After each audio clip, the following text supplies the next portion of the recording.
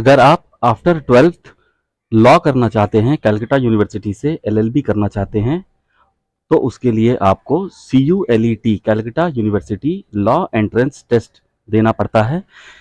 इसकी तैयारी करने के लिए या इससे संबंधित कोई भी जानकारी अगर प्राप्त करना चाहते हैं तो आप हमसे संपर्क कर सकते हैं। तुलसीदास जी द्वारा रचित दोहावली के 12वें और अंतिम दोहे को पढ़ेंगे। पिछले दोहों को अगर आप लोगों ने नहीं पढ़ा है या तुलसीदास जी के जीवन परिचय को नहीं समझा है तो पिछले वीडियोस को अवश्य देखें, उसका लिंक मैंने डिस्क्रिप्शन में दे दिया है। 12वां दोहा है, जड़ चेतन गुण दोषमय विश्व कीन्ह करतार, संत हंस गुण गहहि पय पर हरि बार विकार। सबसे पहले बच्चों हम लोग इसके शब्दार्थ को जान लेते हैं। जड़ अर्थात निर्जीव और चेतन का अर्थ है सजीव। जड़ चेतन का अर्थ हुआ निर्जीव और सजीव। गुण, गुण को कहा गया है, दोष का अर्थ है दोष बुराई। मय का अर्थ है युक्त।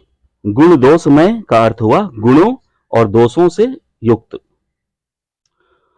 विश्व का अर्थ हुआ संपूर्ण विश्व, संसार। किन, किया या बनाया। करतार यहां पर ईश्वर को कहा गया है, बनाने वाले सृष्टिकर्ता को कहा गया है।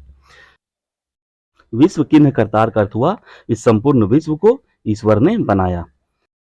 संत का अर्थ है सज्जन, साधु या ज्ञानी व्यक्ति। हंस एक पक्षी है। यहां हंस का प्रयोग प्रतीकात्मक रूप से किया गया है जो विवेक का संकेत है, विवेकशील होने का संकेत है। गुण का अर्थ है गुण या अच्छाई। गहई का अर्थ हुआ ग्रहण करना और गुण गहई का अर्थ हुआ गुणों को ग्रहण करना। पय दूध को कहा गया है और परहरी का अर्थ होता है त्याग कर।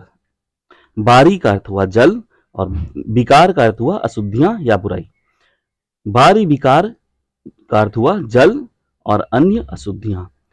इस दोहे में तुलसीदास जी ने हंस पक्षी के माध्यम से इस संसार में रहकर भी निर्मल रहने की प्रेरणा दी है।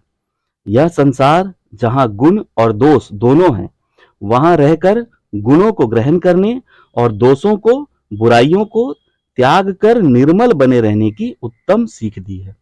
आइए इस दोहे के अर्थ को समझते हैं। तुलसीदास जी कहते हैं कि यह सारा संसार जड़ और चेतन सभी, जड़ अर्थात निर्जीव और चेतन अर्थात सजीव, यह पूरा संसार गुण और दोषों से युक्त है।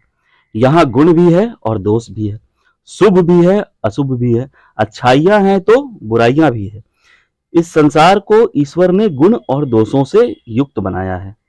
जड़ चेतन गुण दोषमय विश्व कीन्ह करतार। आगे तुलसीदास जी कहते हैं, संत हंस गुण गहहि पय, अर्थात जो संत होते हैं, साधु पुरुष होते हैं, जो ज्ञानी होते हैं, वे इस संसार में रहते हुए भी हंस की भांति गुणों को चुनते हैं और दोषों को त्याग देते हैं। जैसे हंस दूध में से जल को अलग कर केवल दूध को ग्रहण करता है, इसी प्रकार जो संत होते हैं वे भी बुराइयों को त्याग कर, बुराइयों को छोड़कर केवल अच्छाइयों को, केवल गुणों को ही ग्रहण करते हैं। संत हंस गुण गहहि पय पर हरि बारी विकार। संत जन, साधु जन सद्गुणों का चयन करते हैं और दोषों को त्याग देते हैं, बुराइयों को त्याग देते हैं। अब आइए इसके विशेष की बात करते हैं। छंद यह किस प्रकार का है, तो यह एक दोहा है।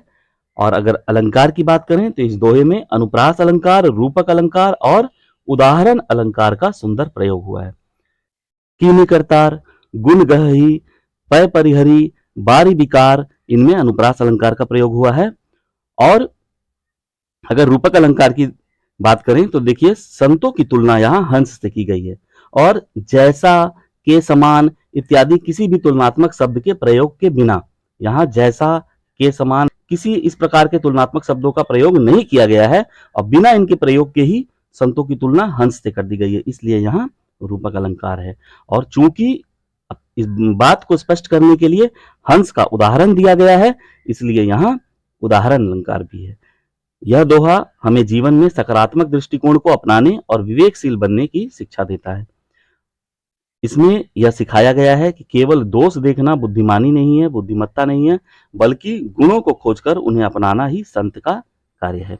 यह दोहा संतों के निर्मल व्यवहार और दृष्टिकोण को आदर्श रूप में प्रस्तुत करता है। संसार में सर्वत्र गुण दोष मिलते हैं, पर विवेकवान व्यक्ति सिर्फ गुणों को ही अपनाते हैं। सद्भाव, विवेक और दृष्टि की निर्मलता सच्चे संत की पहचान होती है। अगर कोई बात इस दोहे में न समझ में आई हो तो आप कमेंट करके पूछ सकते हैं। धन्यवाद।